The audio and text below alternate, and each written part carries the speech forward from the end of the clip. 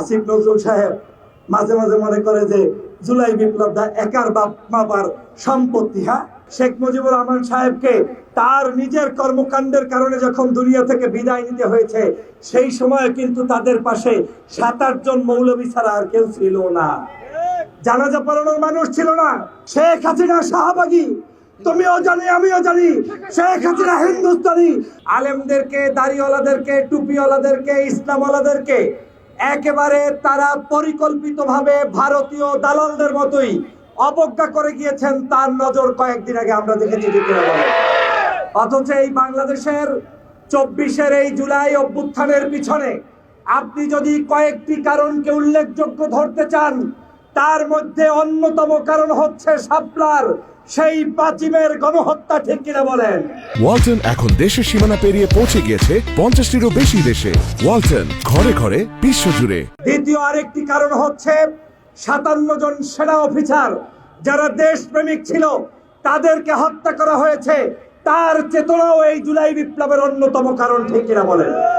এরপরে অন্যতম কারণ হচ্ছে দেশ নেত্রী বেগম খালেদা জিয়ার মতো একজন নেত্রী, আপসের নেত্রী, তাকে বাড়ি থেকে বের করে দিয়ে তারপরে বাংলাদেশে জুলুম করে অত্যাচার করে তাকে বাংলাদেশে বিনা চিকিৎসায় রেখে দিয়েছিল, নির্যাতন করেছিল। এটাও অন্যতম আরেকটি কারণ। আন্তর্জাতিক ট্রাইব্যুনালের চিফ প্রসিকিউটর জনাব অ্যাডভোকেট তাজুল ইসলাম সাহেব কয়েকদিন আগে একটি কথা বলেছেন। বাংলাদেশে তদন্ত করতে গিয়ে দেখেছেন প্রায় 1300-র অধিক মানুষকে একটা অফিসার খুন করত, গুলি করত। গুলি করার সময় তার নেশা ছিল।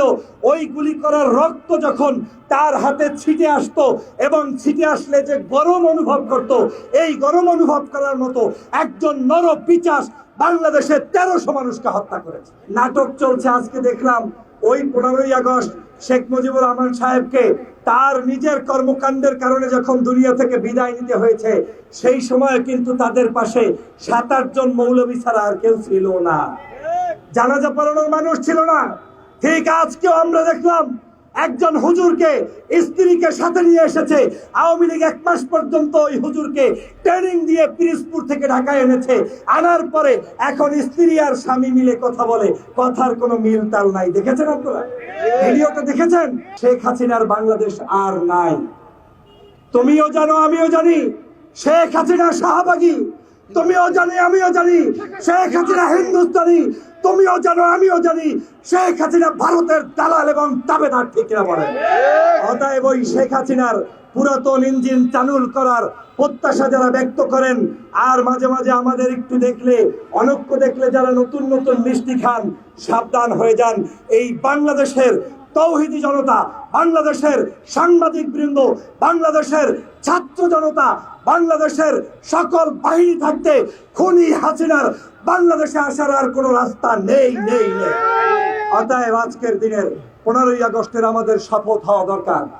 আজকের এই 15ই আগস্ট বাংলাদেশের মানুষের শপথ হতে হবে যে এই বাংলাদেশ থেকে আগস্ট মাসেই জনগণ ঐক্যবদ্ধভাবে এই পরিবারের বিরুদ্ধে, এই সন্ত্রাসীর বিরুদ্ধে, এই খুনের বিরুদ্ধে লড়াই করেছিল। সেটা 1975 সালেও একবার করেছে, আবার 2024-এর 5ই আগস্ট সংগ্রাম করেছে। ঠিক কিনা বলেন? আগস্ট মাসটি হচ্ছে আওয়ামী লীগের জন্য একটি দুর্দিনের মাস, শেখ পরিবারের জন্য একটি দুর্দিনের মাস। আর এই আগস্ট থেকে যদি আজকের এই বাংলাদেশের আগামীর রাজনীতিবিদরা শিক্ষা অর্জন না করে, সন্ত্রাস, চাঁদাবাজ, নৈরাজ্যবাজের পক্ষে যদি কেউ অবস্থান নেয়, তাদের পরিণতিও শেখ হাসিনার মতোই হবে। ঠিক কিনা বলেন? অতএব আমাদেরকে সাবধান হতে হবে। আমি এই সরকারের উপদেষ্টা মন্ডলীদের আমরাই কিন্তু বসিয়েছি, আমাদের এই যুবক তরুণরা বসিয়েছে। দুঃখ লাগে আজকের যখন উপদেষ্টাদের কাছে আমাদের ভাইয়েরা তাদের বিচার নিয়ে দাবি তুললে তাদেরকে অবজ্ঞা করা হয়। শহীদ পরিবারদেরকে নিয়ে এখন পর্যন্ত বসার মতো সময়ই তারা পায় না। এর চেয়ে দুর্ভাগা আর কিছুই থাকতে পারে না। এই জাতির জন্য আজকের সেই উপদেষ্টা মন্ডলীদের কাছে স্পষ্ট বলতে চাই, আপনারা কি ওখানে এসেছেন নাটক সিনেমা করতে, নাকি 300 ফুটে গিয়ে আপনারা সেখানে রুটি পিঠা খাওয়ার জন্য নাকি ওয়েস্টিনে গিয়ে তারপরে নাস্তা কিংবা ব্রেকফাস্ট করার জন্য বসেছেন? আপনাদেরকে সেজন্য বসানো হয় নাই, আপনাদেরকে বসানো হয়েছে খুনি হাসিনার সকল প্রকার ষড়যন্ত্রকারীদের বিচার করার জন্য। আপনাদেরকে বসানো হয়েছে শাপলার গণহত্যার বিচার করার জন্য, 24-এর গণঅভ্যুত্থানের এই সময় যাদেরকে হত্যা হয়েছে তার বিচার করার জন্য। ঠিক কিনা বলেন? আসিফ নজরুল সাহেব মাঝে মাঝে মনে করে যে জুলাই বিপ্লব একার বাপ মাপার সম্পত্তি। হ্যাঁ, জুলাই বিপ্লব কোনো একক সম্পত্তি নয়। জুলাই বিপ্লব আজকের উপদেষ্টাদের কোনো সম্পত্তি নয়।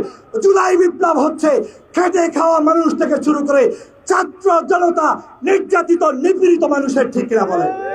অতএব এই নিপীড়িত মানুষের ভাগ্যের পরিবর্তন করতে যদি না পারেন, পদত্যাগ করুন। আর ওই নির্বাচন যে গান উঠেছে, সেই নির্বাচনে গানে যাওয়ার আগে আপনারা বিচার ব্যবস্থা করে তারপরে গানের দিকে প্রবেশ করুন। না হয় দেশের জনগণ আপনাদেরকে ক্ষমা করবে না।